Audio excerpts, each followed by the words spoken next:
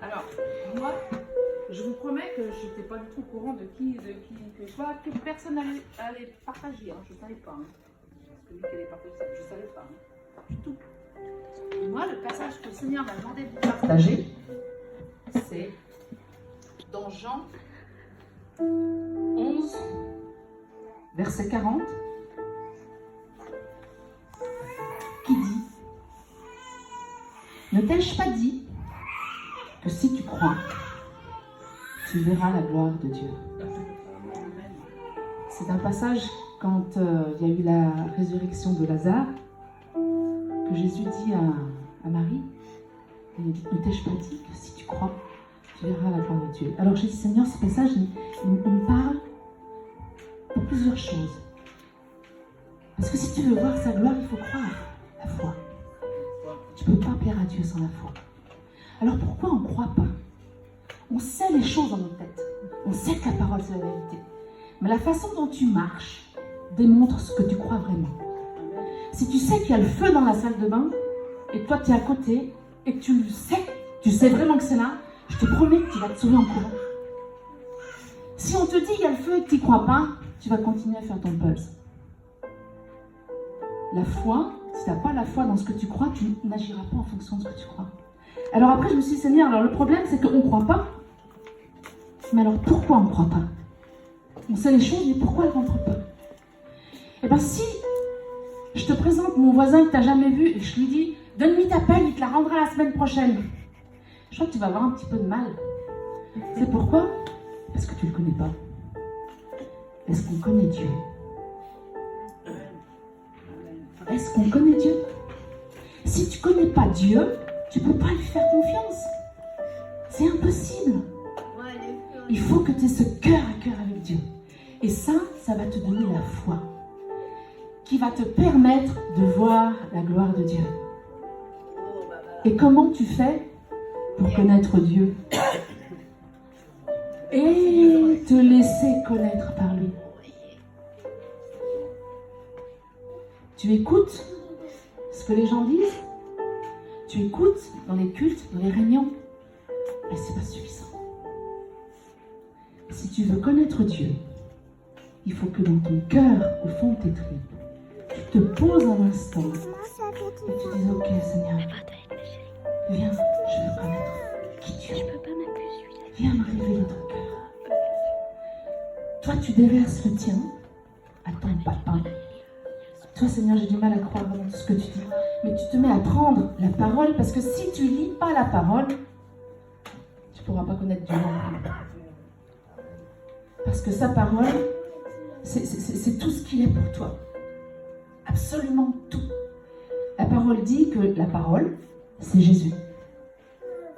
Si tu veux aller près du Père, il te faut passer à travers Jésus.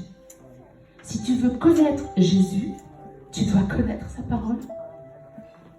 Il faut que tu lises la parole, que tu t'en nourrisses. Non pas parce que c'est la religion qui te demande de le faire, mais parce qu'au fond de tes tripes, tu as le désir de connaître ton Dieu.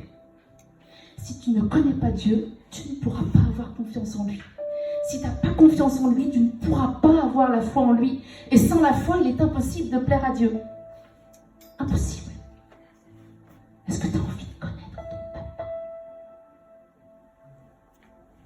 Alors Seigneur, pardon pour toutes les fois où j'ai oublié d'ouvrir ma Bible. Pour toutes les fois où on oublie. Parce que Seigneur, il dit: ne t'ai-je pas dit que si tu crois, tu verras la gloire de Dieu.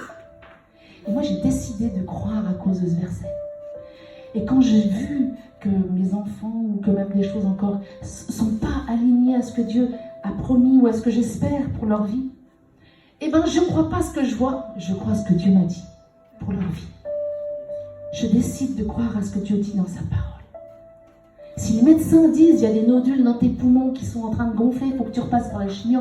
Bon, ok, je me soumets, je repasse par la chimio. Mais je ne crois pas ce qu'ils sont en train de me dire, je crois ce que la parole dit. La parole dit: je suis guéri en Jésus. Donc je ne vais pas marcher comme quelqu'un de malade. Je ne vais pas rester à la maison en train de prendre des médicaments. Je vais marcher comme si j'étais en pleine santé.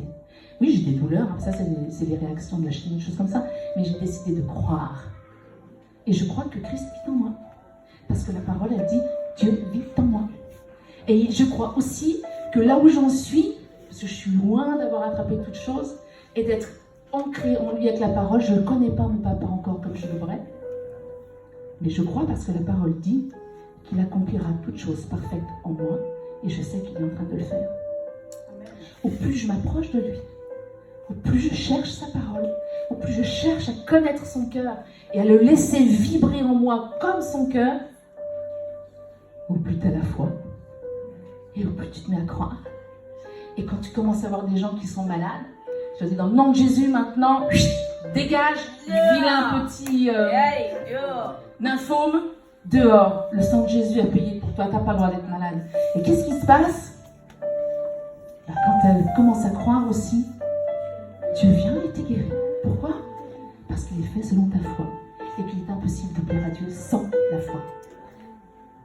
Et que tu ne peux pas avoir la foi si tu ne connais pas Dieu. Alors la seule solution que tu as, c'est attrape ta parole. Commence à dire, Seigneur, montre-moi. Parle à mon cœur. Je veux te connaître. Je veux que tu me connaisses. Tout ce qui est en moi, toutes les structures, toutes les addictions, tous les machins qui ne sont pas à ta gloire. Regarde, Seigneur, ils sont là. Eh bien, je ne vais pas les nier, ils sont là.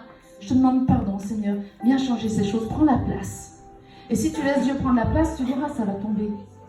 Ça va tout tomber. 6 minutes. Ok, je m'arrête. J'ai fait mes 6 minutes. Je ne sais pas qui c'est.